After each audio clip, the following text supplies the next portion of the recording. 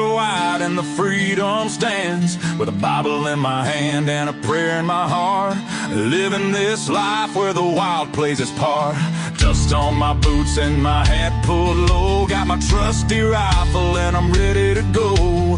Hunting the game as the sun hits the sky, in the heart of the 701 I feel so alive. Guns and the 701, that's how we roll. Faith in the good Lord, that's how we hold the line of the legacy that runs through our veins. In this wild, wild land where the spirit remains, we're living free, living bold, side by side, with God on our plate and our hearts open wide.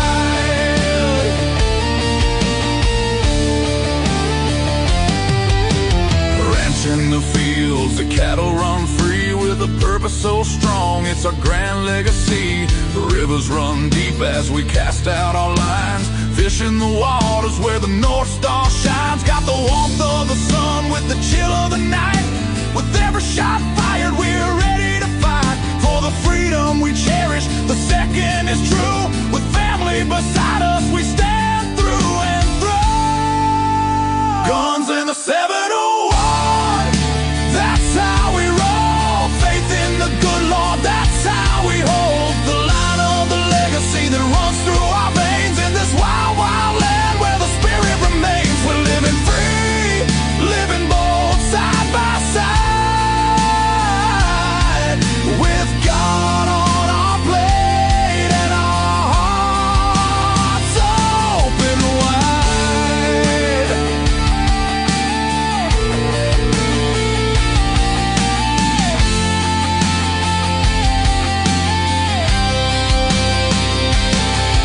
In a world that's spinning with sins that they wield, we stick to our values, our fate is revealed.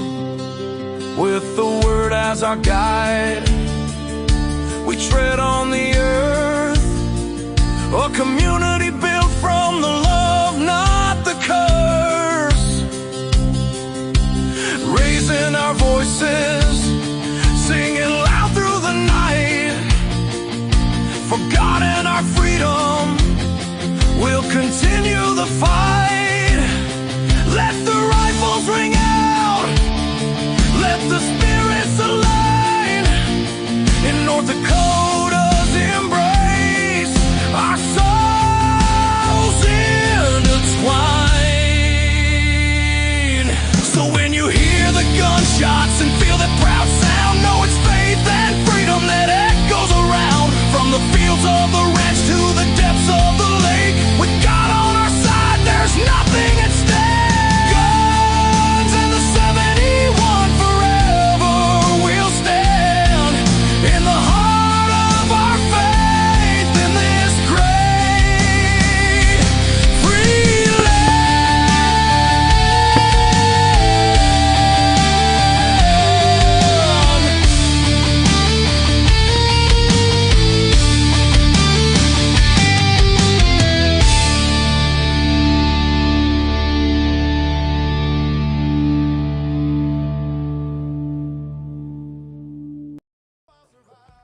All right. Good evening, ladies and gentlemen. I am back. I am having some gremlins here tonight. I see that our G&T701 Facebook page did not connect. I do not know why. I know it worked earlier this afternoon when I promoted the show. So the backup one is working. Leon's is working. Mine is working. Rack's Adventure Team, they're all working. So we do have Facebook out there. You're probably just going to have to find another means. Twitter is back, or X, I still call it Twitter. It is up and running as well. We've been having some issues with that, but that was none of our fault. Evidently, that has been corrected on Restream. So, good evening, everybody. Glad to have you joining us.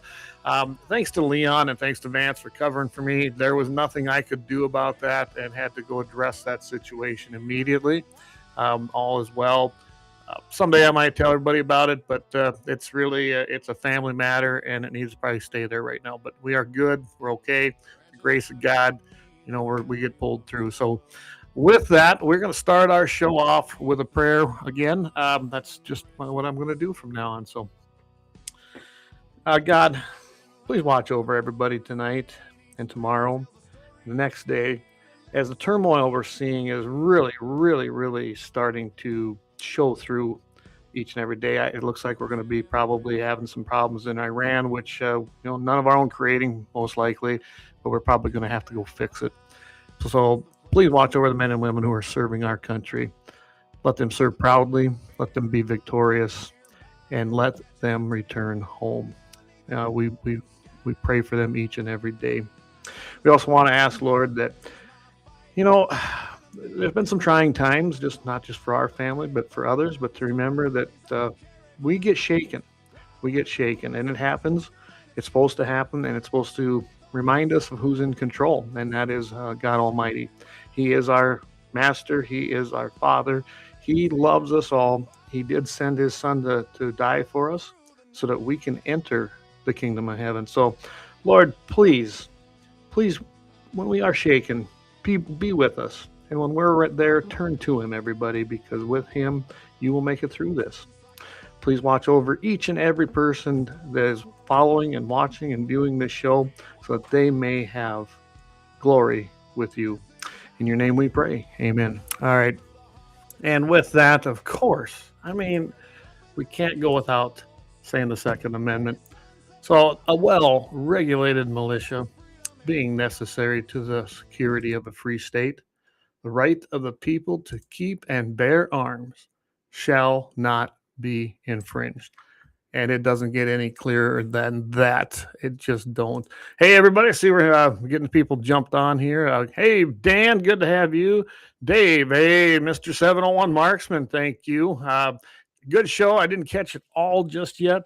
Been kind of busy around here, but I will get it all watched, guys. I guarantee it. Brian, good evening, Mr. Fellow MVE. Come on. We are all MVEs. Remember, we were labeled that under Obama and under the Biden regime. Looks like I'm seeing who's all joining in here. Hey, One Shot, good to have you with us tonight. Jamie's with us. Good evening, my fellow MV and buddy.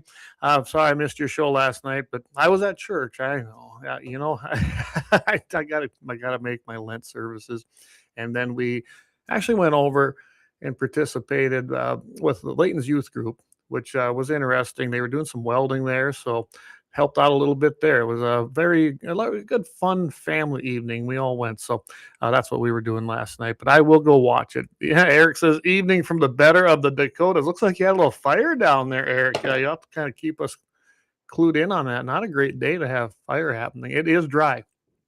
All that rain we had all summer long, we are dry. And now there's a lot of fuel out there. So be careful when you guys are out there. Awesome thing I got going on tomorrow morning. My son and I, we're going to join a friend of his, and we're going to go up and do some coyote hunting up in North Dakota, up there, be along the Cedar River. Never been to this place before, but I'm looking forward to it. I know it's pretty good land. It doesn't get any better than going out with friends and family. And Layton's ready to rock and roll. We're going to take the Swift. I don't know if I'll throw in an AR or not. Probably. I'll be probably strapped on with my sidearm. You just never know. I always wanted to shoot one, with my handgun. We will see how that goes. But again, can't wait. A couple announcements here. Don't forget, of course, tomorrow morning, KFYR 5:50 a.m. Mitchell in the morning, 7:15 a.m., 8:15 Central. I'll be joining Todd. I got a couple things. Fleet Farm evidently is screwing up a little bit, so I'm going to try to work on that and see what that's all about. I'm going to try to mention a little bit of it tonight as well. It sounds like they settled out, $1 million settlement, but I'm going to also cover it tomorrow because we got a pretty big reach there in K-Fire. So join us tomorrow morning. And Blackbeard Logic, 5 o'clock p.m. Mountain, 6 p.m. Central. Leon's always got a good show, so you're going to join him there. And then, we did the very first episode. David did. He had 701 Marksman. Looked like it was a pretty good show. Numbers were very good for a first episode, so thanks for that. And, of course, we have Sunday Sportsman's Devotion, Vance Bishop. That's a great one as well. Vance goes about 30, 45 minutes, ties it all together, gives you the word, and also is able to tie it in with being a sportsman, being a hunter, being a shooter, just being in the great outdoors. So we got a great lineup right here on GAT701 network. I mean, it just keeps growing, and we got another little thing in the works. We'll see where that's going. Well, I tell you what, we're about 10 minutes into this, so I've got to bring up, I think Leon, the way it looks, Leon and Vance discussed this, gun shows. Now, everybody would think that gun shows would be the one place where you wouldn't be restricted or you wouldn't be told, sorry, can't carry here.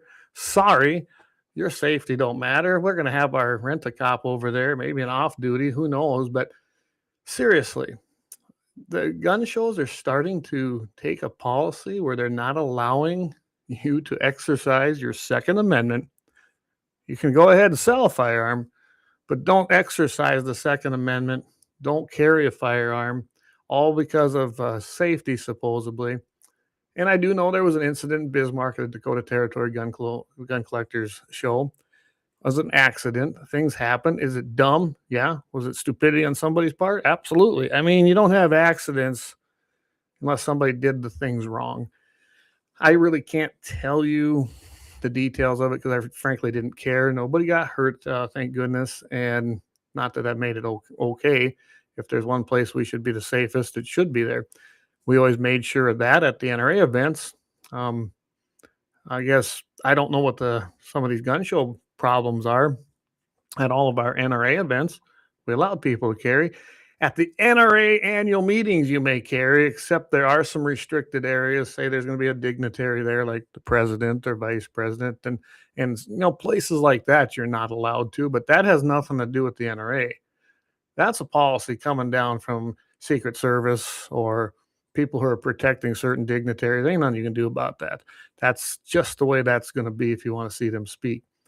So to tell people that at a gun show, let's take Dakota Territory Gun Collectors, you can't carry anymore because of safety and because of the numbers. Hey, you don't have more numbers than the NRA National Convention. You just don't.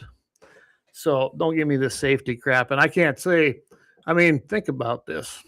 If you have everybody there carrying, that's the safest place in whatever town you're holding your gun show of anywhere. That particular building would probably be the safest place in that town or city that day or that weekend if everybody's carrying in there. I always carried when I would set up and have a table at a gun show. And frankly, I would ignore it unless I would definitely carry concealed. I don't think they got any metal detectors there. I would not disclose it. You can kind of just kiss my rear end on that. I'm not going to do it. I just don't understand it. And yes, it is Dakota Territory Gun Collectors as well that has taken up this policy, unfortunately. I would have never thought I'd see it. I don't know if you're able to, probably can't read this, but here's the show rules of conduct. And this is for Dakota Territory Gun Collectors. I had this sent to me. Item E. An item that is considered detrimental by the opinion of the majority board members present to the safety or best interest of this association shall be barred. No loaded or strapped to oneself firearm, that's carrying, guys, except for authorized security personnel. That's their policy. Right there. There's their policy. That's a pretty sad day when the Dakota Territory Gun Collectors, which I am a life member, okay?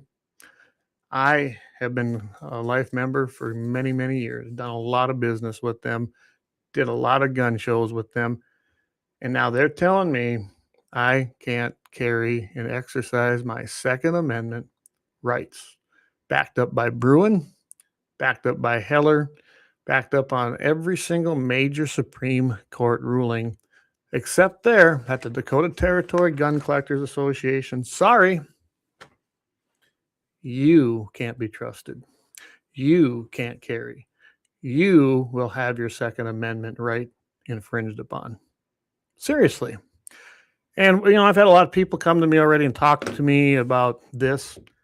I go, well, I don't know what to tell you. I hate to say boycott, but I probably won't step foot in another one. If I do, I will carry. If they happen to find out, I'll leave. I'm not going to make a fuss. I can't stop it. It's still a private event hosted by a private organization, and they can make you leave. It's just that simple.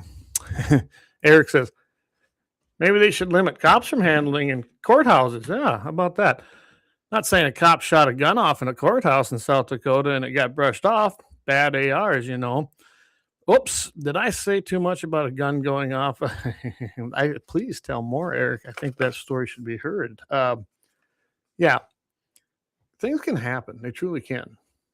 Accidents can happen. People do the wrong thing, follow the wrong procedures. You shouldn't. You should treat that firearm, if you're a firearm owner, with the complete and utmost respect that you can with it. It should be above and beyond anything you do otherwise, because it is a tool. It is.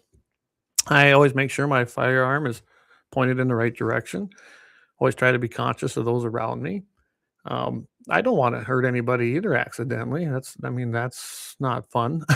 So I'm saying right now, if you're planning to go to the Lemon Gun Show, which is coming up this coming weekend, if I remember right when I saw it, they have this policy now. They've adopted it. In Lemon, South Dakota, it isn't that big a gun show, but seriously, Lemon, South Dakota adopted that. And I'm trying to get a hold of Gene Cox, because I know that Gene does the Dakota Territory Gun Collectors Association gun show in Mobridge, South Dakota. And he's the gun show promoter on that. He's the guy who's in charge of it. And I can't imagine Gene's real keen on this. I don't know what their options are if they have to implement this policy. When I tried to get a hold of their president of the organization, left a message. And then I had things going on. So I'm not going to blame him for not calling me back, because for the last week, I just have not been able to take any calls. So I'm not going to blame him on that. But I am going to still reach out to him, because I'd like to know what that policy is. Is it a policy for every show? Is it a policy that some shows can do, some can't? It's up to the guy that's running the actual gun show in that town. I don't know. The idea that it's even a policy shows me that these places are adopting the leftist ideology in the name of safety. That's what they do, plain and simple. We're going to infringe on everybody who's doing it right, because somebody might screw up.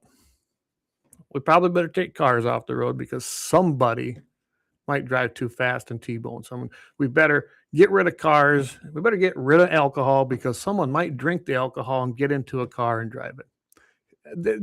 That's how dumb that sounds, that we're going to restrict your rights because somebody might do the wrong thing. Somebody might have an accident. Life's dangerous, man. Life's dangerous. So I guess maybe I've said my piece on this, but I will tell you that the Midwest Arms Collector gun shows, I did reach out to them. I've played some phone tag with the guy who is the CEO of this. We've had a couple of voicemails. He's adamant about it. He thinks he's right. I think he's plain us wrong. That's that simple. And right here, basic gun show safety rules. Number 1, no loaded guns. We don't allow loaded guns at our shows. That's the first 2 sentences. Exhibitor guns will be empty and properly secured. Any gun brought in by attendees for sale or trade will be checked at the door to verify that they're unloaded and then tied to show that they've been inspected, made safe, and can't be loaded inadvertently. That's not unusual. The tying of the guns has been around for a long time. I still think it's ridiculous. But if they're doing it, which they're doing at Dakota Territory Gun Collectors, they're probably doing it at Lemon. They definitely do it at Midwest Arms Collector gun shows and several. I don't know a gun show that isn't putting a zip tie around your firearm. Then what's the problem with me carrying mine loaded? I'm not. If all the other guns that are sitting there that are very available to the public are strapped with a zip tie to, quote, make them not work, because that's going to work, then what's the problem with me carrying concealed? What's the problem with me carrying open? I'm not the problem. They afraid someone's going to take it away from me? In all honesty, it's just there. I ain't like I pull it out and say, hey, check this out. Blah, blah, blah. We don't do that. We carry them for self-defense. That's the plain simple truth. If we do take one out to show to somebody because they'd like to look at it, What's the procedure? Drop the mag if you have a semi-auto, pull it back, lock it into position, showing that it's unloaded. It's pretty simple. Simple guns. That's true gun safety. Gun show safety is not taking guns away from law-abiding people. I'm telling you, I just, where I'm seeing these go, they already have problem with attendance at a lot of gun shows because really the deals aren't there. It's mostly FFL dealers. Not that that's bad, but you don't see your average guy there anymore that's selling firearms. Just, you know, maybe dispersing of his collection, selling off some guns in his collection to get other ones. Just enjoying the sport, I guess, of hunting and shooting, enjoying that historical aspect of buying and selling and trading firearms to put in your collection and grow it. And that's becoming a thing of the past. It just truly is. I mean, right now, even brick and mortar gun shops they have a struggle at it, mainly because the internet's so viable. Buy a firearm wherever you want, whenever, however, whatever time, and then have it shipped to an FFL dealer. So to me, this policy is dumb. I haven't seen anything come out of NRA yet on these. I haven't seen anything at the events that say you can't carry. I can't imagine that NRA would adopt that policy if they wanted to have NRA events. Can you imagine that, guys? Hey, Leon, good to see you. He says he's late. Come on, Leon. You're always late. No, anyway, got to give him a bad time. So glad to have you on. Eric says, I didn't do bad in school. It was my pencil that wrote the wrong answer. That's about right, huh? I mean, that's what they're saying. I didn't get fat on my own. Spoons made me fat, right? The food made me fat. It's completely ridiculous where they're going with this. Well, I hope you can't hear that in the background, guys. Sounds like the boys being mom's gone a little tonight there. Got the music a little loud. Josh says, yeah, you're right, Josh. Gun show prices are crazy. They want twice the price of it for at the store, and especially for ammo. And that's very true. You used to go there and be able to find some pretty good deals. I bought a lot of guns at gun shows, guys. I mean, I bought a ton of guns at gun shows. I like buying privately. But anymore, you're not getting any deals. Again, a lot of it is dealers dealing with each other back and forth, that they're going there to buy, sell, and trade amongst themselves. That's fine. But there really isn't that off the street guy that, he's liquidating his guns, or maybe it's an estate liquidation. And rather than have an auction, which honestly right now, I'd probably have an auction. You'd probably get way more money. It's kind of like selling old corral panels at an auction. They're all bent and rusty. They'll bring more than the new ones you can go buy down at the store. It's just crazy when you go to an auction. So, yeah. Leon says, are they concerned about liberals carrying at events? I don't know. But, if all of us are carrying and the liberals there, I don't think he's going to get away with much. Boys being boys. Yeah, that's for sure, Leon, upstairs we were talking about. I hear the noise. Maybe they heard me. Maybe they're watching. Yeah, right. Josh says, when you make an offer on something, they get all offended. So, Josh, you bring up a great point on that. Like I said, I've been going to gun shows for a long time. And you used to be able to wheel and deal, right? You go in there, you might even be able to bring one in and make a trade like you would be trading a vehicle. Not anymore. I mean, I've tried to trade some pretty nice firearms, and they act like sometimes I don't even want them. If you see something for sale, nope, no deal. They won't make a deal. That's the price. And maybe it is. I know there's not a lot of margin on new guns, but when we're talking used guns, everybody knows their margins. Not that I sell a lot of guns, but I know my margins on my collection if I needed to, and I know where I'd have to be and what I would take. Am I going to tell you right off the bat that, hey, this firearm is X dollars? No, I'm going to mark it up to what I think I can get out of it. That's how that's done. And then deal me down. If someone comes along and pays me full price, great. But I pretty much know where I'm going to have to be and what price point I'm going to sell it at. It's just like a vehicle, just like trading a vehicle, selling or buying one. Nathan Mall says that's because they have experience. Well, and Jamie says there, I've never bought a gun or ammo at a gun show. It's way the hell overpriced. I mean, I've seen a lot of overpriced stuff. I haven't been to a gun show in about a year. Just never lined up. I used to always make it up to the Bismarck one or the Bowman one. I haven't had the time to mess with it, honestly. And it's not like I need guns. I'm always going to buy them, but look behind me. That's a sampling. It isn't like I need anymore. So Justin says, I quit going to gun shows for a while due to the amount of crap being sold and had nothing to do with guns. Some of the shows look like flea markets. Absolutely. And I did see also in some of these policies from other gun shows, they have addressed that. I'll give them that. Tip my hat to them for that. They're eliminating some of the things that have zero thing. And you're right. I'd get there and say, okay, where's all the gun tables? Oh, there's somebody selling trinkets. That one really floored me at a Dakota Territory one. It literally was trinkets. Then you see guys that they've got the historical ammo boxes, things like that. I don't have a big issue with that. A lot of guys collect ammo and it is firearm related. But some of these things, no, they don't belong there. I mean, there's essentially they had toys there. They might be toy guns, they might be toy bows, but it's toys. What are they doing there? And they are getting on top of that. So hopefully that kind of starting. And I seen in Dakota Territories policies that's where that's going. Josh says, I agree, Justin. The Dakota Territory one here is getting bad. And yeah, they were just like I just was saying. I noticed it in their new policies that they're basically saying, wait a second, you're not going to have anything. Here is the definition of what's acceptable. Air weapons, which I wish I quit calling them weapons. I don't know. I see that's a whole nother story. People who know me know what I think of that. American cowboy, Indian weapons and personnel, ammunition, smokeless powder, artifacts, antique only.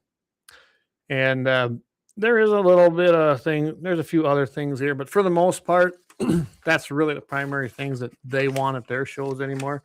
I know when you look at the Midwest, what they call their Midwest Arms collector gun shows, kind of the same thing, what they allow and what they don't allow. I just kind of go, I do like this one though. They got one here which says, ask before touching. That should be a given.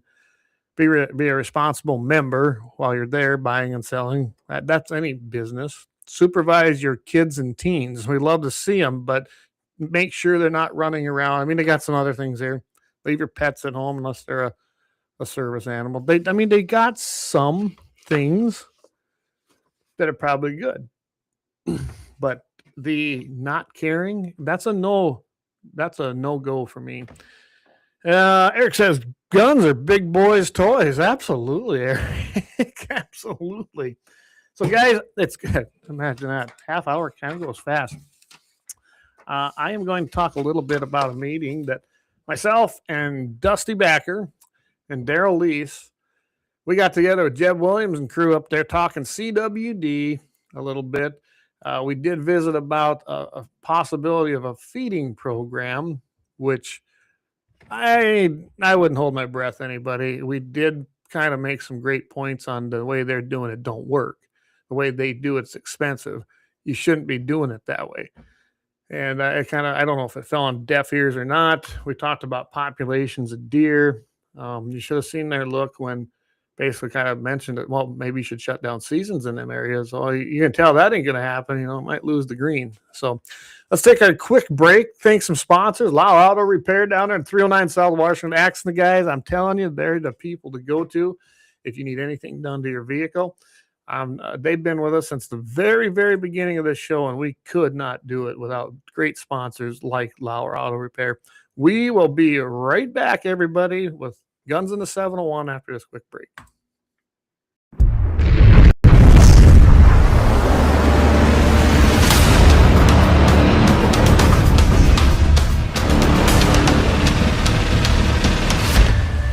LAUER Auto Repair, located at 309 South Washington Street in Bismarck, North Dakota. Give them a call at 701-258-6308. The team of mechanics at LAUER Auto can take care of any problem your vehicle is having. And when you do business with LAUER, you can be assured you're doing business with a pro Second Amendment America First repair shop. There are plenty of other auto repair shops in the Bismarck-Mandan area. But why take a chance at patronizing a shop that might not have your beliefs at heart? Make no mistake. LAUER Auto is your pro Second Amendment repair shop. When you talk to the guys at LAUER Auto, don't forget to tell them that you heard they are a sponsor of Guns and the 701 and that you appreciate their support of our pro Second Amendment, pro North Dakota live stream and podcast. That's LAUER Auto Repair, 701-258-6308. 701-258-6308. Located 309 South Washington Street in Bismarck, North Dakota. When you want it done right, Go where lemons go. Kalen's Auto Service, owned and operated by Kalen and Misty Foss, lifelong locals with over 25 years experience. From modern rides to classic restorations, they can handle it all. Top quality work, fair price, and honest hometown values. Located just one block south of Highway 12 on 6th Avenue West in Lemon. Kalen's Auto Service, serving you with all your auto repair needs. For the best gun gear for every and any situation, Little Angry Man Arms LLC has you covered. Top-notch guns from top-name brands like Winchester, Glock, Sig Sauer, and Ruger to essential extras from Magpul's, Streamlight, Hollow, Sun Optics, and more. Little Angry Man Arms LLC have everything to make your shooting adventures a success. Visit littleangrymanarms.com today and gear up for your next big hunt, competition, or home defense. Don't miss out on our exclusive deals. Little Angry Man Arms LLC, based in Trail City, South Dakota, your ultimate hunting partner. At Horton Laser Craft, we believe in the power of personalization. Whether it's a cherished memory, a special occasion, or a unique gift, our custom laser engraving brings your vision to life. Our expert craftsmen and state-of-the-art technology ensure every piece is a work of art. From personalized decor to one-of-a-kind keepsakes, Horton Lasercraft makes every moment unforgettable. Horton Lasercraft is owned and operated by a local veteran and his wife located near Thunderhawk, South Dakota. They provide custom laser products at a reasonable price, and their turnaround time is fast and efficient. Custom board cutting, glassware, decanter sets, mugs, assorted stainless steel jewelry, assorted tags, decor, custom acrylic nightlights, and much, much more. Call them up at 605-545-7535. Horton Lasercraft, where memories are engraved.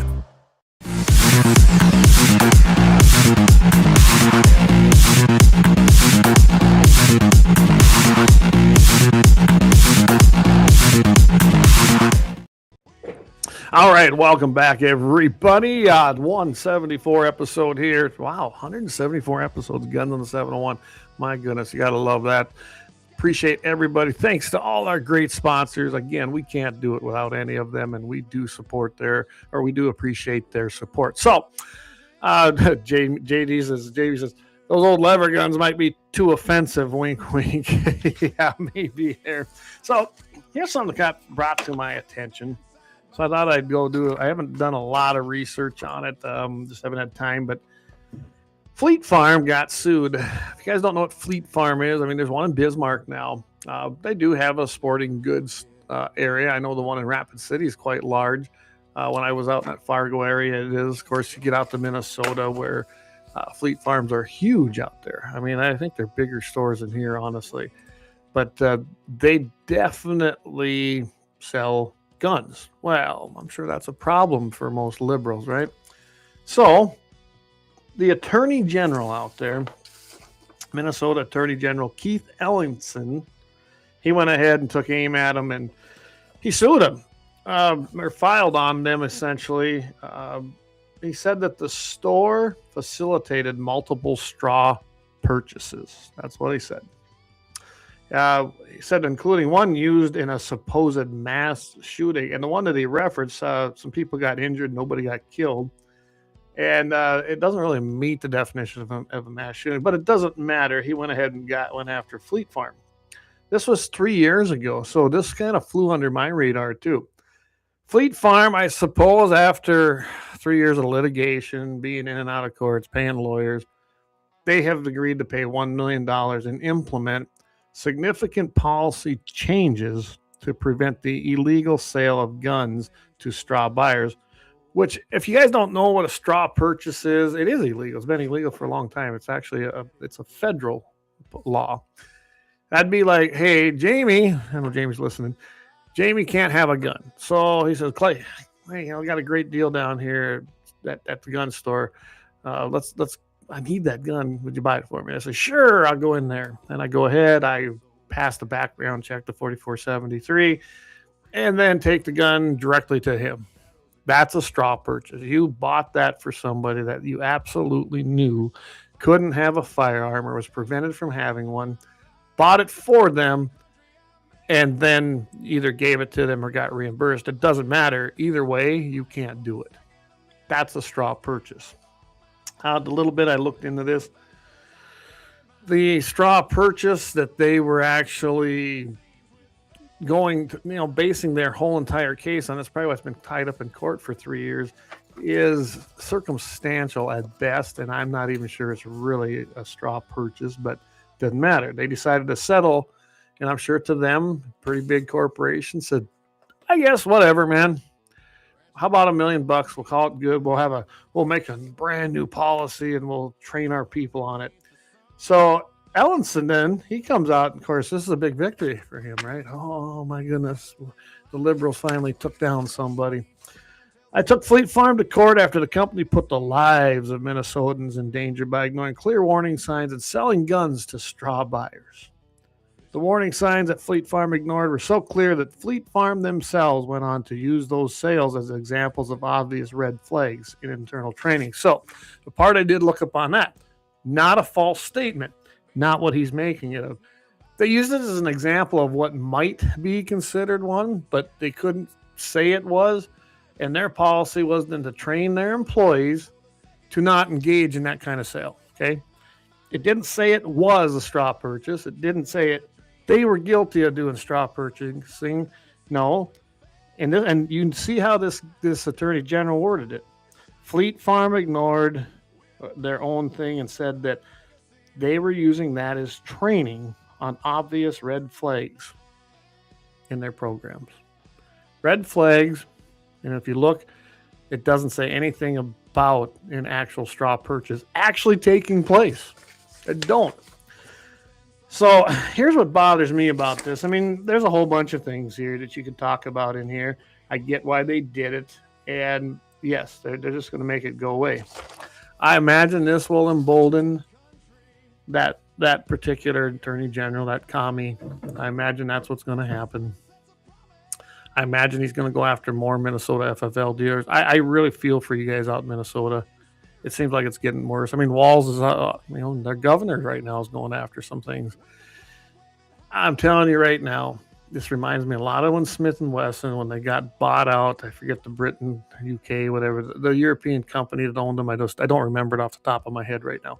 But they went ahead and settled and said with the Clinton administration, hey, we are going to implement this. We're not going to sell handguns in these areas. We're not going to sell these handguns to anyone but law enforcement. We're going to implement all kinds of stupidity and gun control things that the Clinton administration wanted. And what happened to Smith & Wesson? You, the people, said, we ain't buying no more Smith & Wessons. I know I didn't. We didn't use them anywhere in the NRA events at that time. I think even some of the ones that we had in the events at that time, they sent them back and said, nope, we don't want them. We're getting rid of them. Bankrupted Smith & Wesson, essentially. I mean, essentially bankrupted them. It wasn't until Safety Lock, I believe, was the company that finally U.S. brought it back to the U.S. They discontinued all those things that they said they'd do for the Clinton administration, made it through. It took a long time to rebuild that reputation. And now, they're back in business. They're still in business. I can't tell you if they're owned by the same company. I don't think they are, but Smith & Wesson darn near went away because of the kind of ideology you're seeing at gun shows the kind of lawsuits and the caving in that you see Fleet Farm doing. I mean, they might get away with it once. What happens again? They're going to pay him off, $1 million of extortion money every single time something might have happened. It's not a good precedent. That's the problem with it. Dave says, whatever happened to the aggression of sales staff at hand? I don't know. I think you mean discretion. I don't know. I'm telling you right now, most places that have employees selling firearms have trained their firearm sales people in what's right, what's wrong, what they should look for, and of course how to assist with the 4473. They understand that. In fact, some of them are overly over. I bought guns at certain places, and they actually go above and beyond some of the things that really are required for the 4473. There's nothing that's wrong with that. I usually politely decline and say, nope, I'm not answering that question because it has nothing to do with the NICS background check system. And it's not on the 4473, and they look at you kind of funny. And I'll tell you who it is, and I haven't bought one, and it's Walmart. They had stupid questions on their own. They had their own store, basically paperwork that had nothing to do with their background check. Whether they've discontinued that or not, I don't know, because I refuse to buy my ammo, my firearms, hunting. I buy nothing from Walmart when it comes to hunting and shooting, because I'm not going to support a company that I know does not support us. They just pretty much keep their mouth shut because they like to have the money. They're all about the money.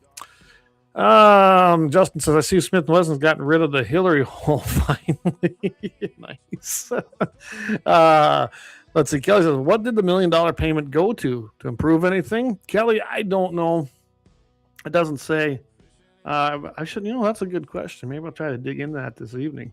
If I can find out what they're planning to give that money to from that settlement, maybe I can let Todd know on tomorrow when I'm on the show, because that is a great question. We always hear these settlements. We always hear of fines and all these other things. And where does that money go? Well, it's probably the same place a lot of our money goes, right on down the drain and to something useless. No, in Minnesota, they probably have some kind of a victim fund. There's a victim fund for everything in that state. Who knows? They probably dispersed it to maybe the people that were supposedly in this mass shooting. I don't know. We'll have to find out. By the way, glad to have you listen, Kelly. We haven't talked for a few days, but I'm still out here. So I don't know about you guys. What say you? I think these kinds of lawsuits they set precedent. We saw this with Smith and Wesson, and I remembered all the hoorah going, hey, look at this. We've made some progress, and other companies are going to follow. Other firearms manufacturers did not follow.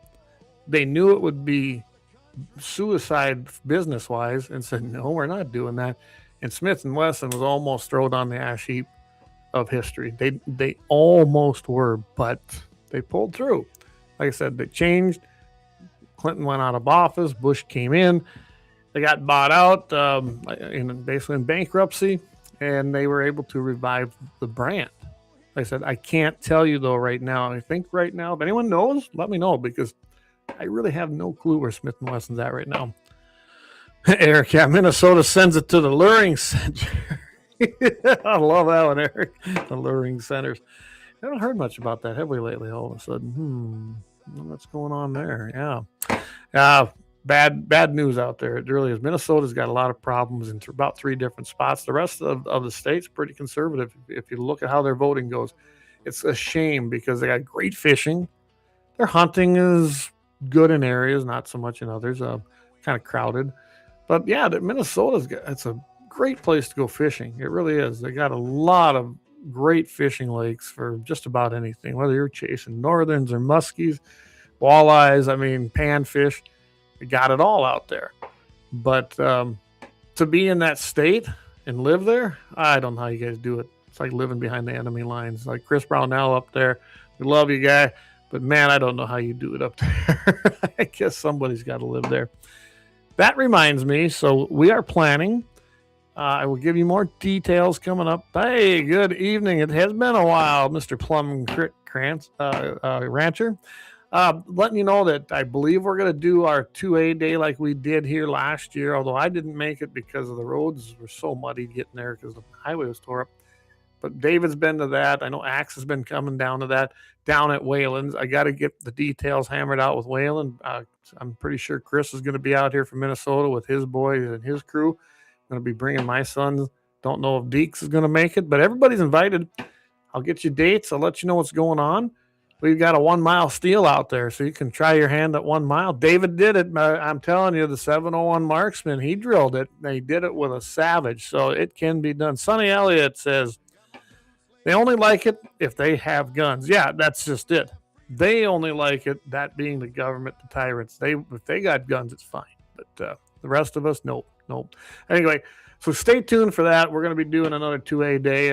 And Axe, I'm hoping you do one up there again. I mean, I'm planning to make it unless something big comes up. But we're looking at that Memorial Day weekend is probably when we're going to be over there at Wayland's, down there.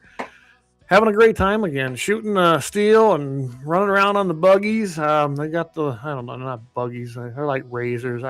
I'm not into the big ATV thing, but they're fast. Let's just say that, and they're a lot of fun. So keep that in mind. We'll be posting more information. I know it's only February, but it will sneak up on you fast. And those of you guys that know Chris, if he's made targets for you before, let me know. You can probably let Axe know. I think Jamie might even have his number, but we can definitely get you in touch with Chris, and he'll probably cut you out anything you want, and bring it along, because the shipping will kill you otherwise. So definitely want to do that. Hey, we're about 10 minutes out. And David says, you can't take my crown. There's the challenge. He just dropped the gauntlet. 1 mile, guys. 1 mile. Might want to think about it. It's a lot of fun. All right, we're going to take one more quick break. We're almost at the top of the hour. We'll come back to give you a couple little tidbits to think about before the top of the hour. And then when we come back from that, I am going to talk about the North Dakota Game and Fish meeting that I had. I think you find it interesting, but not surprising. Nothing changes with them people. They really don't. Nice visit, I guess you'd say. It was cordial, but I don't know if we made much headway. But we did have a meeting. Some ideas were floated, and I think it went in one ear and out the other. So, all right, we will be right back.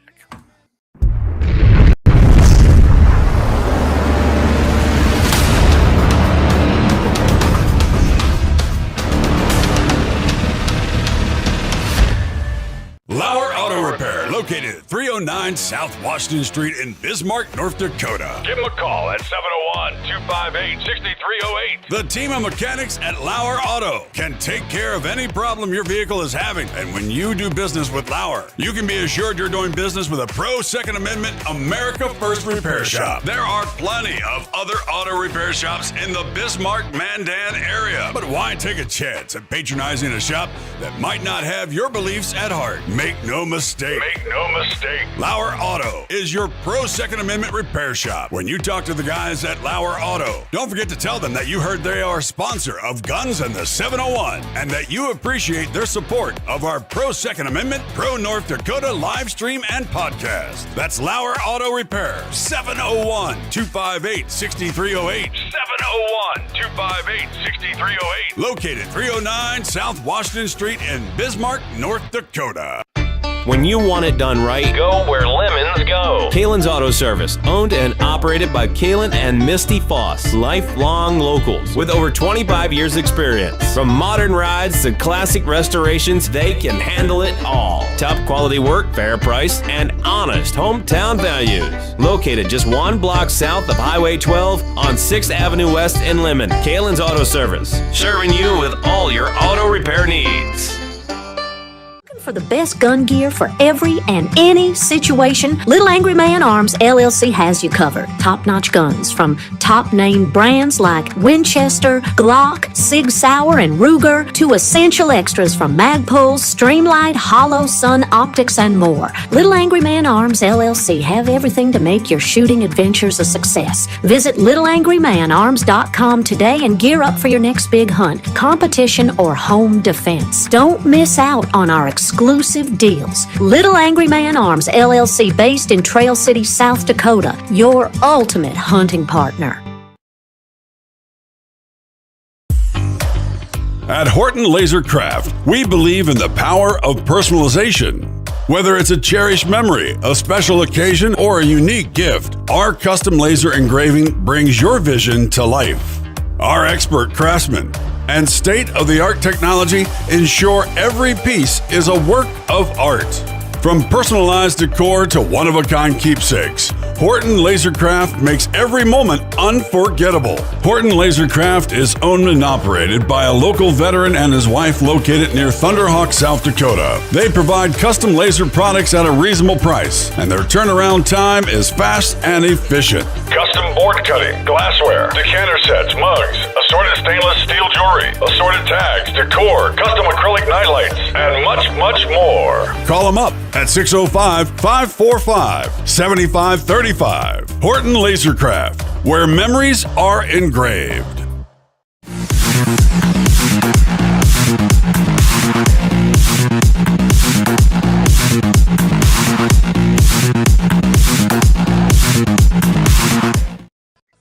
All right, we are back. Gunshows, and we got number 174 episode it's almost in the can right now here. By the way, Horton Lasercraft, I have a new shipment of these coming. She's working on them. Got some new great business cards. I know I showed them to Vance. I know that Vance and David and Leon all seen them. Them things are cool. They're little metal ones. There's something you can keep. They got all the shows on them. I tell you, we're doing some things.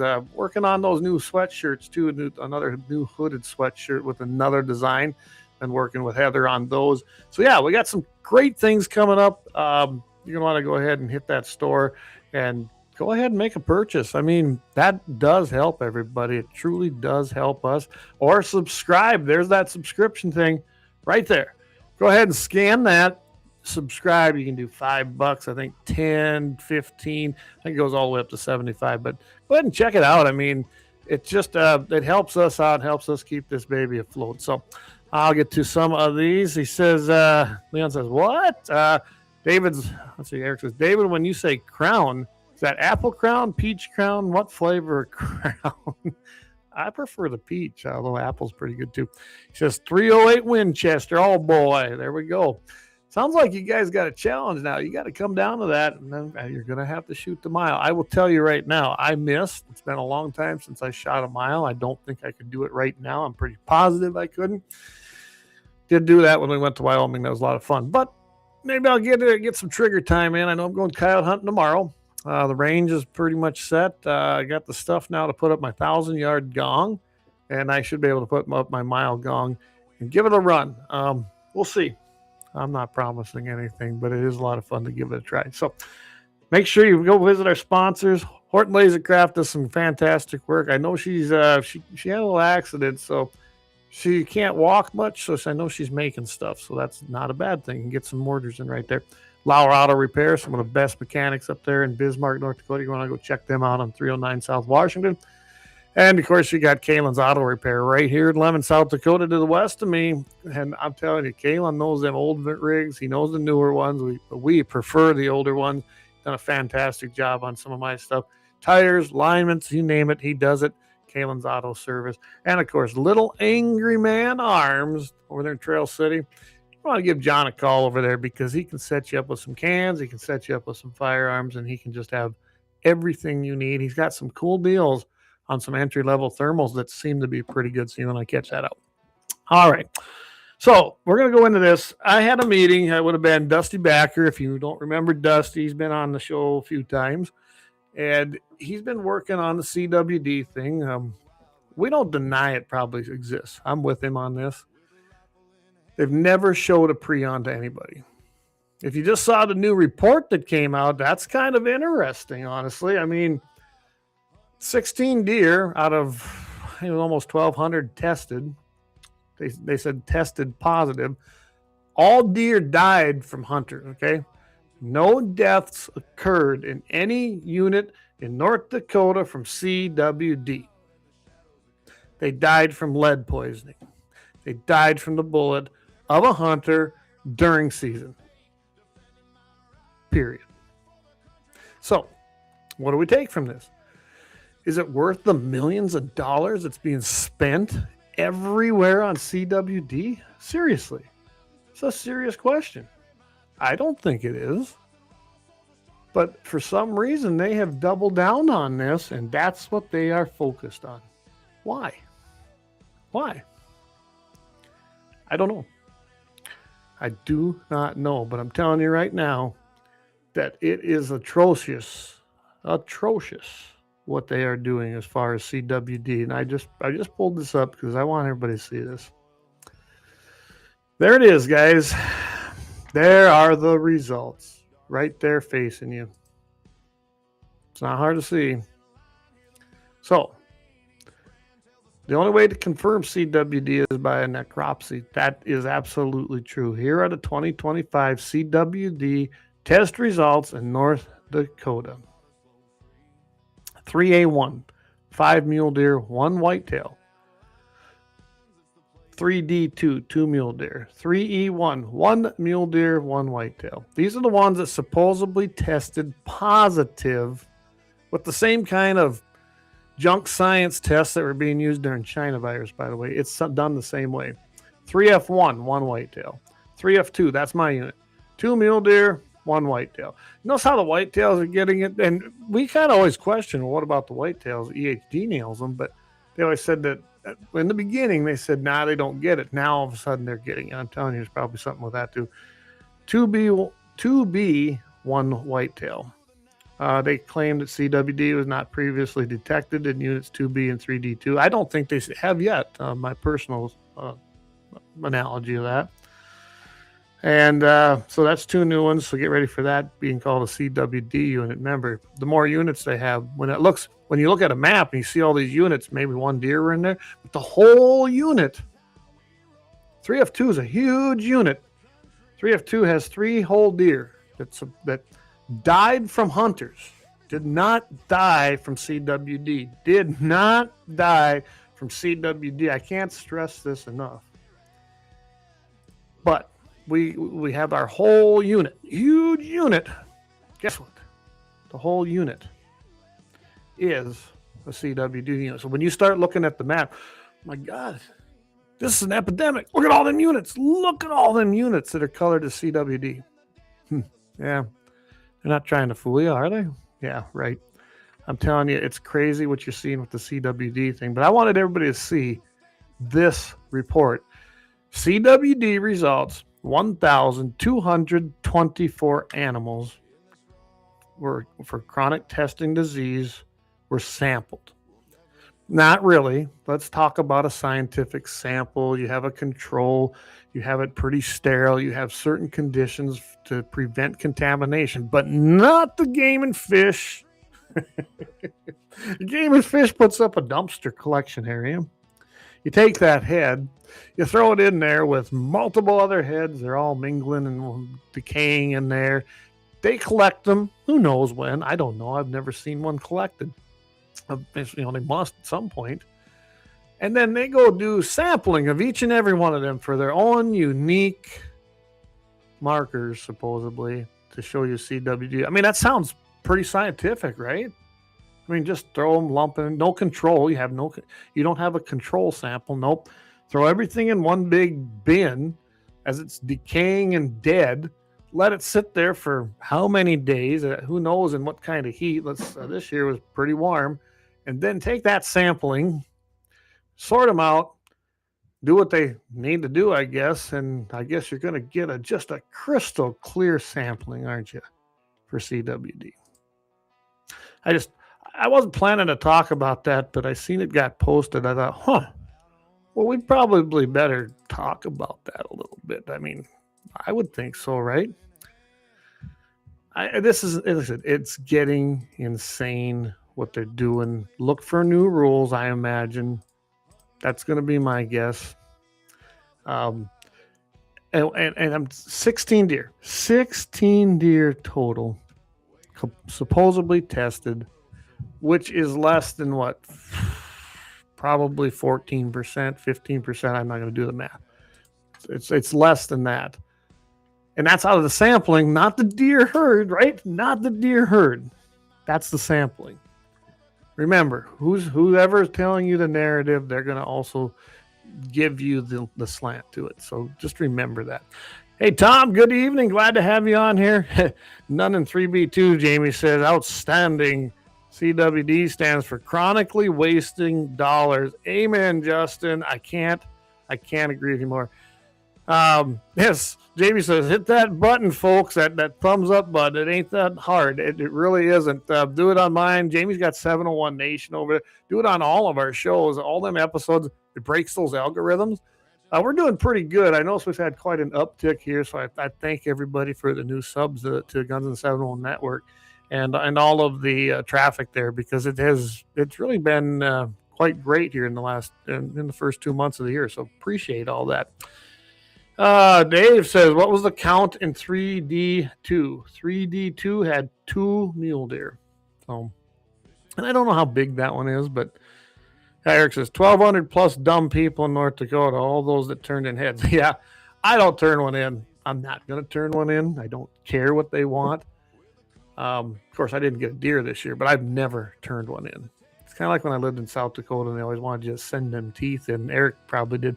It was that when they first did it, I haven't done it for years because I haven't had a tag down there, but you could always get a hold of them and tell how old your deer was, which I thought was nice. I could send that in, you put your information on and find out just how old them deer were, which actually helped me learn how to age deer really kind of by looking at them, because I tried to pay attention to it when I'd get them.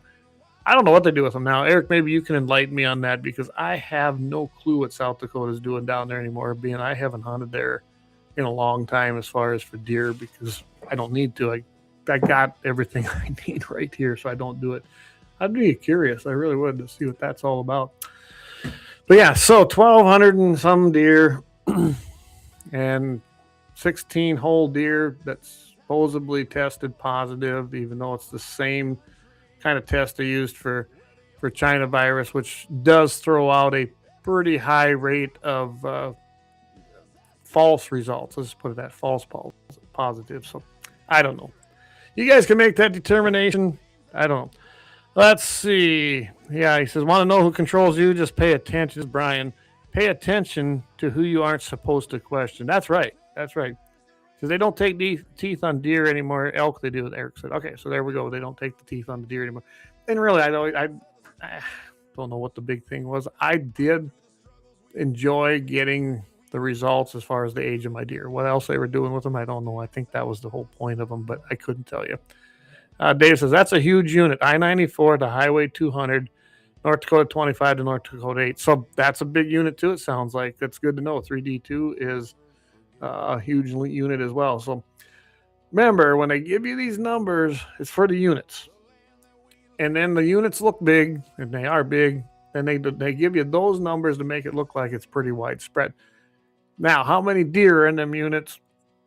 I mean, you can go look up the numbers. I guess we could do those numbers, but I'm not going to do it tonight. So my meeting now with Game and Fish. Like I said, Dusty Backer. That's how I got started on the CWD thing. We had Daryl Lease there. North Dakota Farm Bureau president, passed. He just finished his last term here in November. Then I was there as well. We met with Jeb Williams. I think the guy's name was Brian. I can't remember because I didn't care. Anyway, we started in talking about a feeding program, and Dusty brought up some great points. They keep hammering habitat. Habitat's only one part of the equation. Yes, habitat. But like I pointed out right here, just on my own experience, I have good numbers of deer. Kelly, who's on here tonight, can attest to that. We have some really good numbers of deer and good bucks here and ample does. It's mule deer because my whitetails died off, although I do have a small group that are back, and it's good to see. I'm trying to do everything I can to help them out, but they've got, I think, a long recovery ahead of them, if ever. But I like hunting whitetails, but I do enjoy hunting mule deer. So I brought this to their attention that, hey, do you guys realize you can't just take bales and throw them out there? Because that's what we've been buying hay. And I asked them flat out, I said, you buying good quality hay? Oh, yeah. I said, have you had it tested? Have you done core samples? Oh, I could tell by their lack of a quick response. No. Even though they never really did. Well, all they kept saying was good quality hay. I said, great. I said, but did you do core samples? So I'm telling you, when you buy hay, generally, especially if you're selling hay, you have to do the tests on protein to sell it. You should have it done if you're going to buy it, because I would never buy hay without knowing the actual protein and the food value of that hay. I mean, you could be buying sticks and not know it, and your cattle will starve to death even though they're eating, a ton of hay. That's just plain and simple. So my suggestion is, if you ever need to buy hay, make sure you buy it from either someone reputable or somebody who's actually done the testing to show you exactly what the nutritional value is of that hay. Game and Fish isn't doing that. That set aside, let's say, I'll give them the benefit of the doubt. Let's say it is great, right? Let's say that the hay is fantastic. They buy a few bales, they go out there and they tip them on end and leave them. Well, that don't work much either. They tear it apart. They tear it, put it on the ground. They probably lay on more of it than they eat. Like I told them, I absolutely use a processor to feed my cattle. And if I see a bad winter, this was not one of them, I'll even put some extra down out there. Because I know the cow, and I'll take it to a different spot. And those deer will go over there and eat it, just like the cattle do. Is that feeding deer? I guess it is. I don't really care. In those hard winters, I did that, and that's probably back then what helped bring my whitetails along. I didn't have mule deer then. I think a lot of landowners do that. If you want to have hunting on your own place, yes, you're going to do habitat. By the way, I don't use programs. I don't need program money. I'll do it my way. I don't want to have to share it with anybody. I don't want to have to grant anybody anything. And I'll plant the things that the deer want, and my soil can grow. That's what I'm working on. So, and that's me. But if it's such a good idea, guys, why do they have to be paid for it? Do it. Just do it. But anyway, that's a whole nother problem. No, whole nother story. My suggestion to everybody, including Game and Fish, is yes, I think there should be a supplemental feed program. Yes, I think if you actually reached out to landowners and got their opinions on what could be done, they'd probably give you a better analysis than what your biologists are doing. They're out there every day. They see these animals, especially not during deer season. Okay. Game wardens all over see things during deer season, during antelope season, during the hunting season. But I'm telling you right now, when the seasons are done, pretty much so is any kind of monitoring, it seems like. But you have to get out there and talk to landowners and work with them, not tell them, well, why don't you do this and then we'll help you. And that ain't how that works. And that's what I told them in this meeting. Dusty, he actually conveyed a lot of good things, I thought, with feeding programs. And here's the thing. We've kind of got an idea as to what could be done, maybe even a funding mechanism, which the Outdoor Heritage Fund, which I sit on the advisory board, that would be a fantastic place to spend that money. A supplemental, and I don't like the idea of deer feeding. It's a supplemental nutrition program or a supplemental feeding program for deer in bad, winters, bad drought, whatever it might be. Not an every year thing. You shouldn't do that anyway. They're not pets. They're not livestock. But if they need some supplemental nutrition to get through a hard winter, maybe that's a good thing to spend this grant money on that I look at and review, and not one single grant in there for that. So just so you guys know, it's never been done. Some states have tried. They've done pilot programs. I'd have to look and see what their results were and how they did it. So I'm going to get right back here into the comments. Sorry, guy, I kind of went off there on this, but Eric says, I trust my brother-in-law when I buy hay from him. Yeah, if he feeds his livestock that hay, my little Democrat prairie maggots, sheep, they'll eat it too. I love it. Yes, I know your brother-in-law. He's got good hay. I have good hay. I've got some older stuff too. That's kind of what I would, if I had to go feed, say, wildlife right now, that's the stuff I'd get. If you're trying to keep birds alive, good oats hay would be good. You can actually lay that out in the processor, and you will, of course, feed your animals, and you'll be able to also see those birds go scratch through it and catch what the animals didn't eat. It's just a kind of a dual purpose when you start to think about that. Josh says, they do put in a few food plots out here as well as other wildlife management areas that hunt. Yeah, we talked about those, Josh. Those are okay. I mean, they are. Again, they're not habitat. They're okay for feed, but they are not as effective as, say, grinding hay. They just aren't. It's a lot more processing, a lot more. And then if you get a bad snow, them food plots are smoked. Can't get in them. They're so done. We're not talking about feeding deer every year. I'm not anyway. We're talking about when bad weather. I'm talking feet of snow come down, and some of these blizzards we had, back in '98. We had one in around 06, 07. We had a small one. The big blizzards, when they hit, that's when we tend to lose deer. And honestly, tall grass is no good either. Habitat's great until it's snowed under. Shelter belts are pretty good. Trees are good protection. They will fill in on one side, but generally the other side will be clear. That's where you go feed. I'm telling you right now, I have literally taken bales out there and laid them out in an area just to hopefully the deer would find them in a bad year. Because I like to hunt. And in all honesty, in the grand scheme of things, putting a few bales out there to try and supplement them deer really isn't affecting my bottom line. It truly is not. And if that is affecting your bottom line, maybe you should sharpen your pencil, or maybe not buy that $80,000 pickup or that $500,000 combine. Maybe you should make some considerations on how you're spending your money, and is it good for your land and for the structure in that ecosystem? Because it's not. You probably better start prioritizing what you're doing. I've done it, so don't tell me it can't be done. Josh says, as much as they do bail in place like Dawson's WMA, it's crazy to me that they're buying hay. Yeah, I mean, I don't know where else they'd get it unless they purchased it. And I'm telling you right now, what they're doing, the way they're doing it, it's probably the most wasteful way to feed. They're wasting more hay, so they're wasting the money. If you can work with the landowner, again, that's where the landowner comes in, which they don't seem to care to work with. And I brought that flat up to Jeb. He walked around the question, talked around it, never did answer. We have the equipment. We can get it done. Why not work with that landowner? Why not? I don't really care about those public areas because they're so hammered out anyway. And again, putting it out like that is wasteful. It just truly is. I think food plots are a good idea, but not when a blizzard hits. They snow under, and then there's not much use in them.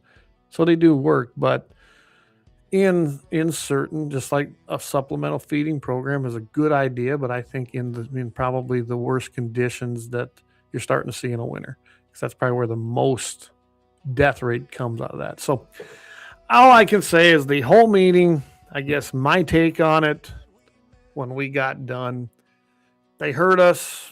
I guess they listened to us, or I shouldn't say listen. They took our conversation and let us be there. Will anything come of it? I doubt it. I can tell you right now, just by talking to both of them gentlemen, they have zero respect for anybody outside their circle, and I think they have a deep disdain for landowners. Just in that conversation, that's what I took out of it. Hey, like I said, Jeb and I, we talked face to face. The other guy, we all talked face to face. But the disdain that they have, they think we're stupid. I'm telling you, they didn't say that.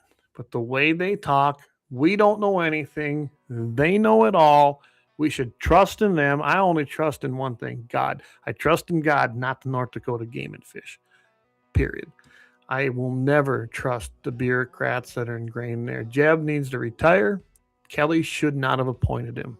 Yes, I'm friends with the governor. At least I used to be. We'll see. I know I'm probably not popular with him right now. Don't care. I'm telling you right now, Jeb should not be there. But you have to put somebody in there who's not like him. Would that happen? I don't know. You got to probably clean out the entire Game and Fish headquarter bureaucracy.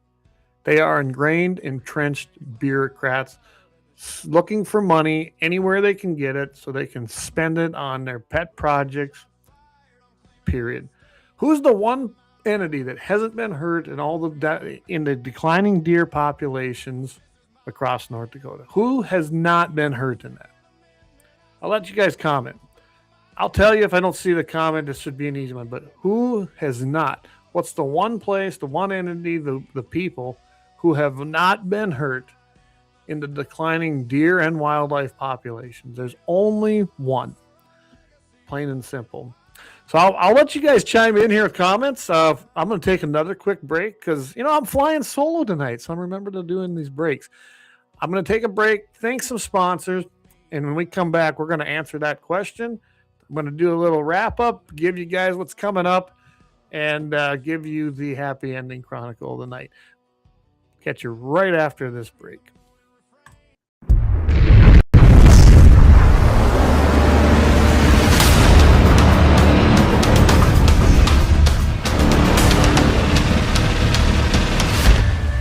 LAUER Auto Repair, located at 309 South Washington Street in Bismarck, North Dakota. Give them a call at 701-258-6308. The team of mechanics at LAUER Auto can take care of any problem your vehicle is having. And when you do business with LAUER, you can be assured you're doing business with a pro Second Amendment America First repair shop. There are plenty of other auto repair shops in the Bismarck-Mandan area. But why take a chance at patronizing a shop that might not have your beliefs at heart? Make no mistake.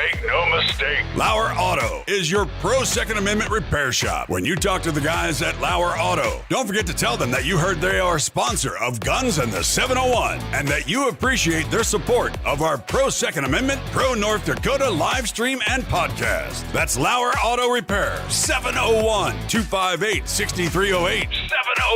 701-258-6308. Located 309 South Washington Street in Bismarck, North Dakota.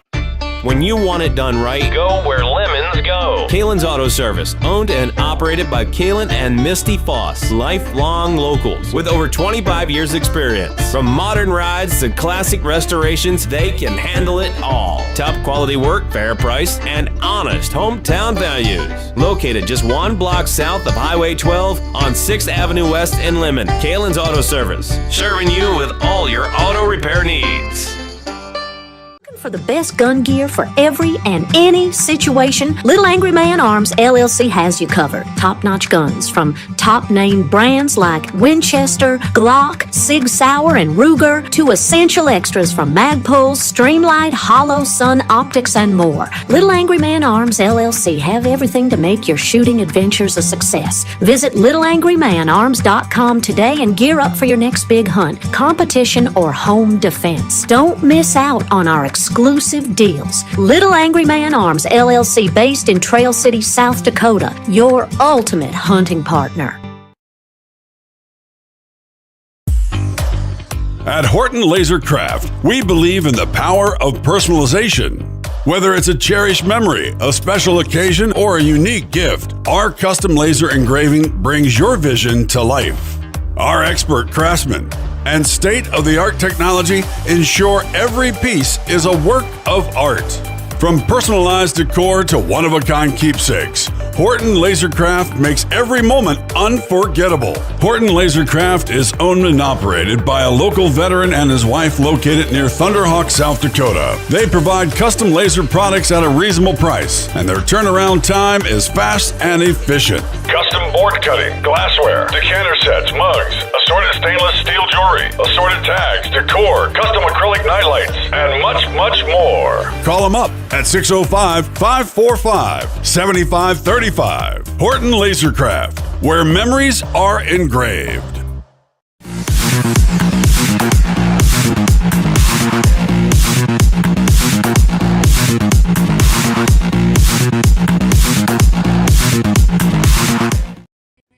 All right, we are back. So I'm going to give you all the answer, David. No, it's not the insurance commission, although they probably haven't been hurt either.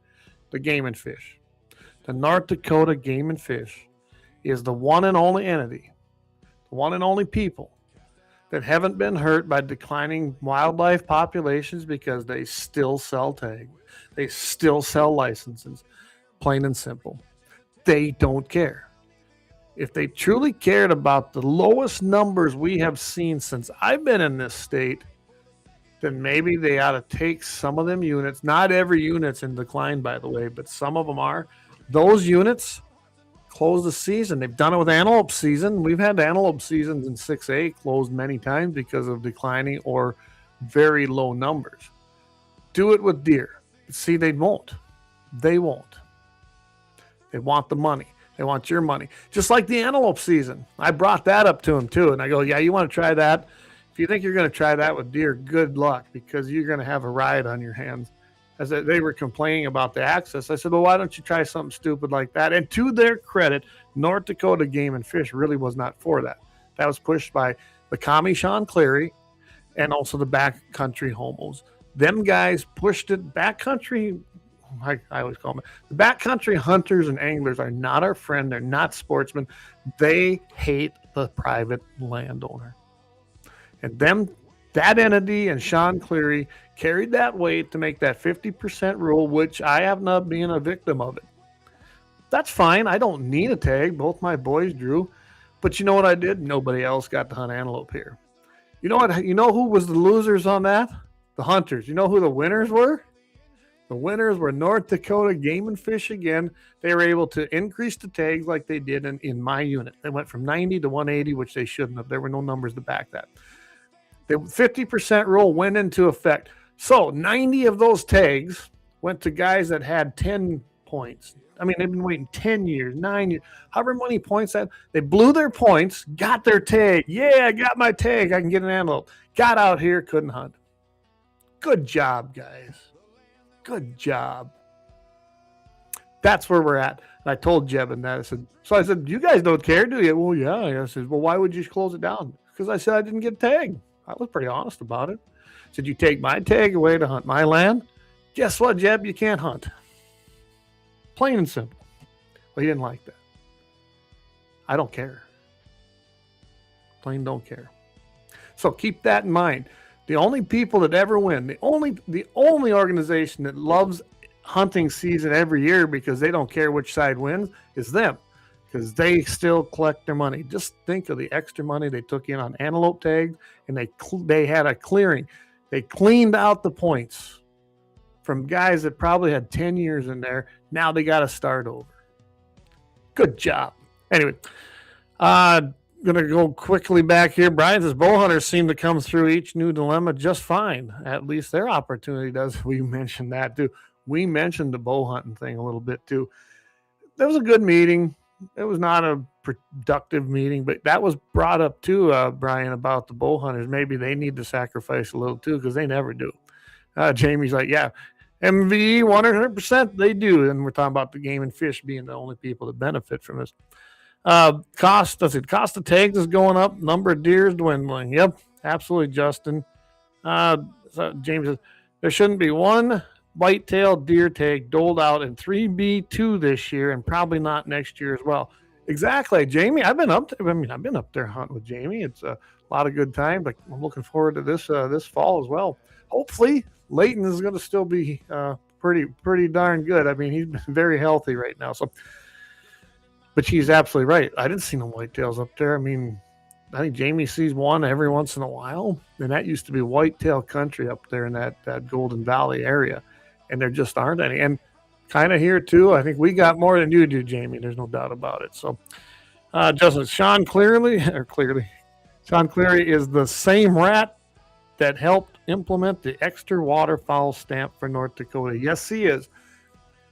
And I don't know how you'd get rid of this guy, because Bismarck's purplish at best.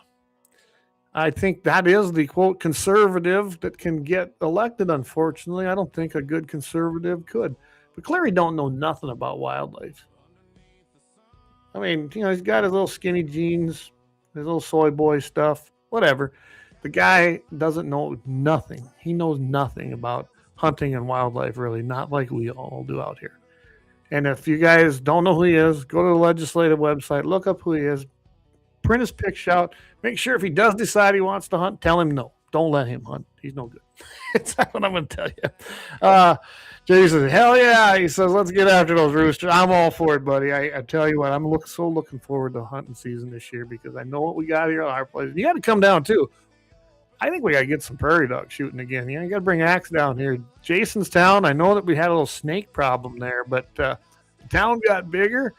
I was just down there. I'm telling you, man, there's some big dogs out there, and I think it'd be a lot of fun because hardly anybody shot on it. So we probably need to make that happen, and we could even do that if it gets nice here in the next month. So, yeah, I'm all ready to rock and roll on that. So I'm just saying right now, Game and Fish, after my meeting, I walked away. It was unproductive.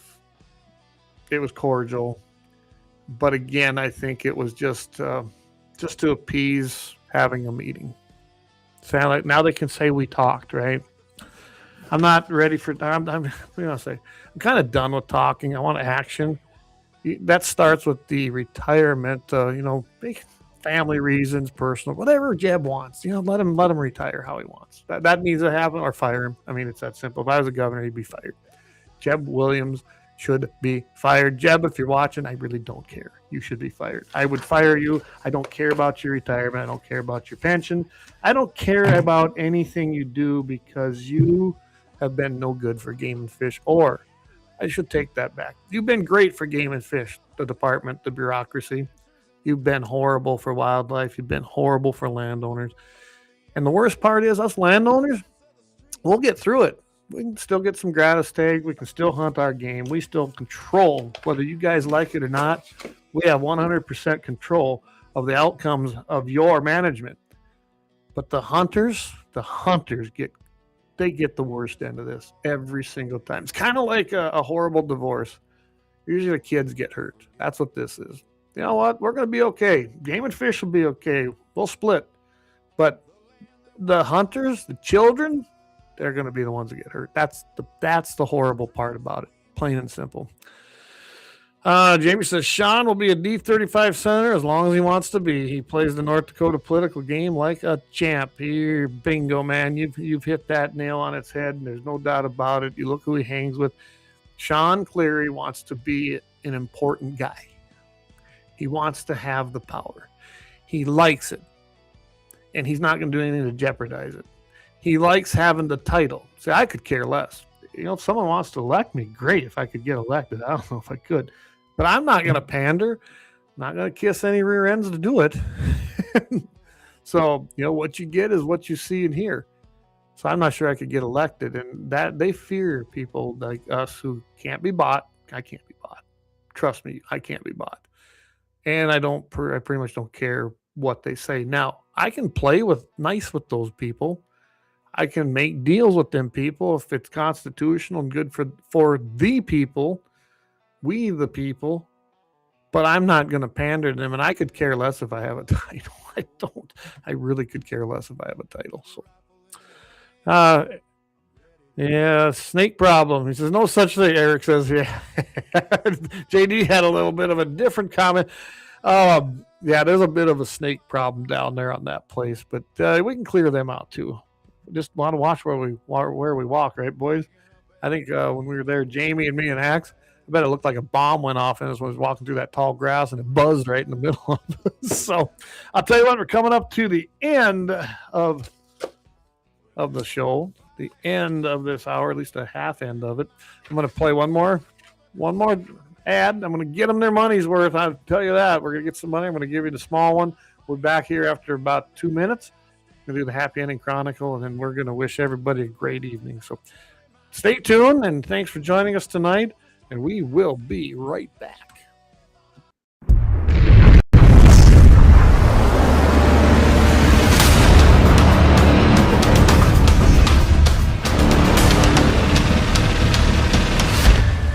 LAUER Auto Repair, located at 309 South Washington Street in Bismarck, North Dakota. Give them a call at 701-258-6308. The team of mechanics at LAUER Auto can take care of any problem your vehicle is having. And when you do business with LAUER, you can be assured you're doing business with a pro Second Amendment America First repair shop. There are plenty of other auto repair shops in the Bismarck-Mandan area. But why take a chance at patronizing a shop that might not have your beliefs at heart? Make no mistake. Make no mistake. LAUER Auto is your pro Second Amendment repair shop. When you talk to the guys at LAUER Auto, don't forget to tell them that you heard they are a sponsor of Guns and the 701 and that you appreciate their support of our pro Second Amendment, pro North Dakota live stream and podcast. That's LAUER Auto Repair, 701-258-6308.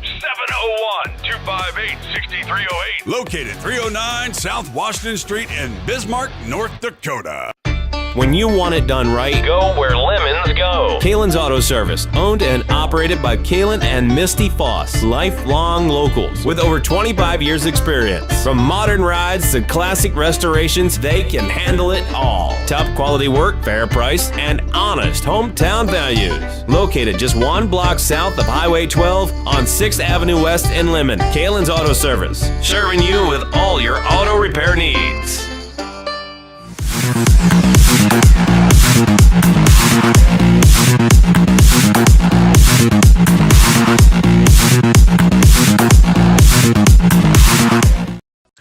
All right, we are back. Last segment here of Guns in a 701, episode 174. I do believe, I got to confirm this, but if I am looking at my calendar correctly, we have our first Monday of the month coming up here next week, March 2nd. So I will get a hold of Michael Bell. That's usually when we do our segment, Gat 701 segment on K-Fire. So yeah, I'll have to get a hold of him, let you know. But I'm pretty sure you can tune in Monday morning, and I'm going to be on because that's what we've been trying to make sure we do, and I sure enjoy getting on there. And that's usually the full 2 hours. Who knows? I bet you I can find some things. I know there's an issue over there in Minnesota. That's Walls and his gun control, but he's getting some pushback even in his party. Are there sane Democrats out there? I don't believe it, but we shall find out. I don't know. So before I move on here, Jamie says, I get along with Sean as a person fairly well, and we actually had him on. I know we did. We had him on GAT 701 net once, but I asked him many times after that to come on in 701 Nation. He didn't respond to my multiple messages, and he won't, Jamie. Sean, I've gotten along with him. I don't believe a single word that I hear from him. He's usually, if you look him in the eyes, he's looking right through you. He's appeasing you and telling people what they want to hear. So I doubt the soy boy will come on. Maybe that's why he won't come on, because I call him soy boy, because that's what he is. And I really could care less if Sean ever comes on the show again, honestly. So, hey, you want to have him? Great. Yeah, if Leon and other guys do. Sean, you're welcome to come on here, but I will ask you the hard questions, and I will not let you sit there and pander and talk in circles. I will tell you flat out you're a liar. Plain and simple. It's that easy. Anyway, all righty. So, Leon says, yeah, don't count on it, man. Don't count. Soy boy. That's for sure, man. That is for sure. All right, coming up tomorrow morning, KFYR 550, Mitchell in the morning, 7:15 Mountain, 8:15 in the Central Time Zone. You're not going to want to miss out on that. Me and Todd have a good time. Leon, you've had some good times filling in. So is Jamie. So, hey, Todd's a great guy, and we sure thank him over there at K-Fire for having us on every single Friday. And if I looked right, we're coming up to like on 2.5 years, something like that, because we started that shortly afterwards. So that's kind of a milestone. I'll have to take a look at that, but I do know we've been on there many, many, many times. Then you got Blackbeard Logic, Leon Francis, the man. He's got it. 5 p.m. Mountain Time, 6 p.m. Central. You're not going to want to miss that. Again, Friday night, right here, right now where you're listening, right here. By the way, Twitter X has been working great tonight, so thanks for joining us on there. And I see there's some people on Rumbles. Sorry I didn't get a chance to really monitor that a whole lot tonight, but 5 o'clock p.m. And if you have not seen Leon's his just most recent Christ OS, oh my goodness, go check that out. I shared it on mine, but I think it went live there too. It's on the Guns and 701 network page. It's on all of our platforms. It's on all of Leon. Leon, outstanding. That was just, I can't tell you. That's why I'm talking about it so much. I even shared that with my pastor, and I shared it with the youth group leader that my son goes to, and she couldn't believe that. That is resounding. I almost think she was going to play that next Wednesday for the kids there. So, wow, way to go, buddy. That was fantastic, no doubt about it. Of course, we're going to still be here every Thursday till after Lent season, but I'm going to throw this out there. You can text me. You can email me. Email me at guns@gunsandthe701.com. If you got my number, let me know. Really kind of thinking about going to a permanent Thursday night. It seems like people enjoy it on Thursday night. It's actually fine with me because Wednesdays are pretty packed full, it seems like anymore. When we started the show, they weren't. So if you guys are okay with it and it works for everybody, and it seems like everybody will just migrate to Thursday, I think I'm going to go to a permanent Thursday night show. But I kind of want you guys to tell me. Let me know. You can comment on our stuff. Let me know. Email me, and just, yeah, I absolutely will. I'm considering that. So, yeah, that's where we're going to go with that. And, of course, again, Monday, Dakota mornings. I think that's happening. But Sunday, Sportsman's Devotion. I'm telling you, Vance rips it up good there. He does a nice job with that as well. And then when David does another, you have to let us know, David. I know you're on here. Let us know when the next 701 Marksman's going. I'm telling you, what I've seen of it was pretty good. I haven't finished it yet. Sorry, buddy. Just haven't had a chance to do it. But yeah, I see that we're working out the gremlins just like me and Jamie did. If you want to watch something funny, right, Jamie? You can probably attest to this. I'm telling you, go watch the pilot of our first episode. We didn't know it was going to be our first episode. And you kind of look how far we both come. So 701 Nation, I believe Tuesday nights, right, Jamie? Tuesday or Wednesday, let me know. You want to check out Jamie's show? Like I said, we're not mad. He's still a friend of ours. He's still part of this family. And he's out over there doing his own thing. So go tune in and see Jamie on the 701 Nation. All right, let's get to the happy ending chronicle of the week. Las Vegas. Oh, my goodness, Las Vegas. So, as ever, like I said, Las Vegas is going to be our happy ending chronicle. An employee. So we have an employee that ends up getting chased by another employee out the door with a gun. It was an ex-employee, so disgruntled employee. Yeah, we've never heard that before, have we? Of course, in the morning, 5:15, or was it? No, it's 5:15 p.m. So it was in the evening. 911 report come in. It was down there on Charleston Boulevard. There was basically a disturbance reported. They located the man in a parking lot suffering from an apparent gunshot wound. I don't know if that'd be apparent. I wouldn't say apparent. I'm pretty sure if it's a gunshot wound. He then was pronounced dead at the scene. The preliminary information is showing that the incident began when an ex-employee arrived at the business and confronted another current employee. During that confrontation, the ex-employee allegedly, began chasing the employee while armed with a firearm. I'm just trying to picture this in a casino, someone coming through there running, it's just one of them things, right?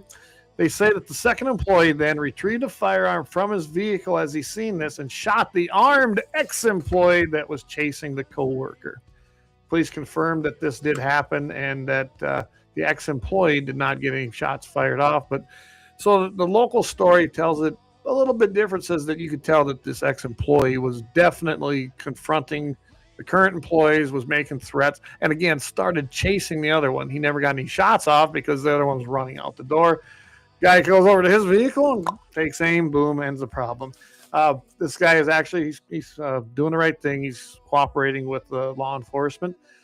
And it kind of looks like, if you know anything about that area, it's probably going to be ruled self-defense, and probably we'll see no charges. We don't know that yet. They're still investigating. Remember, though, anytime you're in that situation, that'll happen right here in North Dakota, too.